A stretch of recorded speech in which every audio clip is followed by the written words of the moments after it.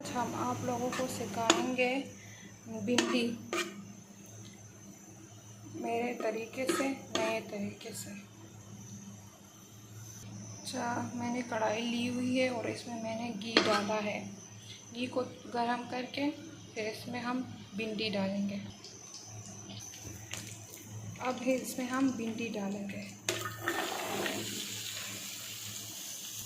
بھنڈی کو 15 منٹ تک بھونیں گے، اچھی طرح پکائیں گے، پھر اس کے بعد اس کے اوپر اور چیزیں ڈالیں گے۔